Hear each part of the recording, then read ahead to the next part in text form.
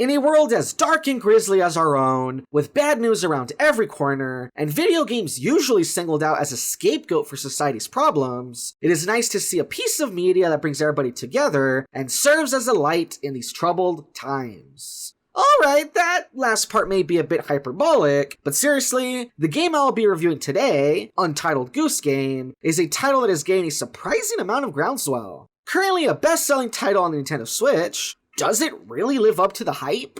Before I jump into my review though, I'd love to know your thoughts on all this. Whether it be during or after the video, feel free to voice your opinions in the comments below. With that out of the way, let's jump in.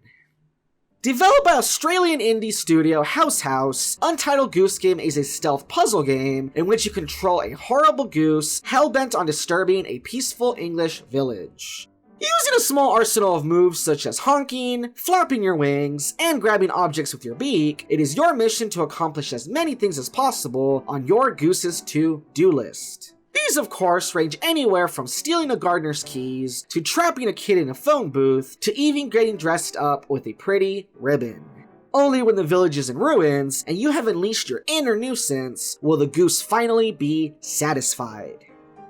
Now, unless you have been living under a rock, you have probably heard of this game, or at least seen some memes of it floating around. Therefore, I am proud to announce that unlike some media out there that is largely talked about, but is kind of disappointing in the end, Untitled Goose Game is a lot of fun, and I think definitely worth a try. Similar to my review of Silent Night Wild Hearts, I find this game a bit hard to really describe, as it feels like the sort of thing everyone should try out for themselves to, really get the most out of it. But still, I will do my best to describe 3 things that I think make it great. Number 1, I really love the idea of playing as a goose, and the humor that comes from it.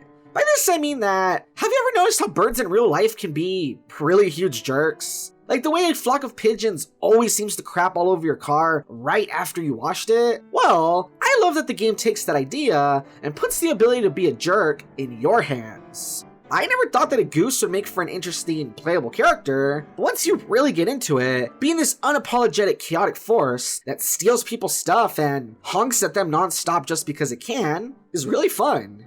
As for the goose, everything about this dumb bird is just designed so well, it makes for a surprisingly fun protagonist. From the way it waddles around, to its obnoxious honk, and even the way you make it flap its wings and make it look all proud of itself when it messes with someone.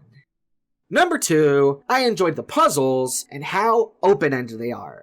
Being compared to something like Hitman, I like that though you are given a list of objectives to complete, and you do need to do certain ones to move on to another area, you are still pretty free to do them however you want.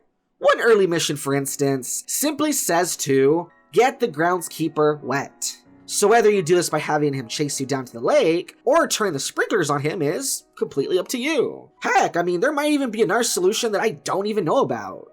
Regardless, I had a ton of fun trying to figure out how to do my to-do list, and even when I was stuck, I appreciate the answer is something simple in front of you that just takes some thinking, and not one of those solutions you need to look up because it involves some pixel-perfect button press or something.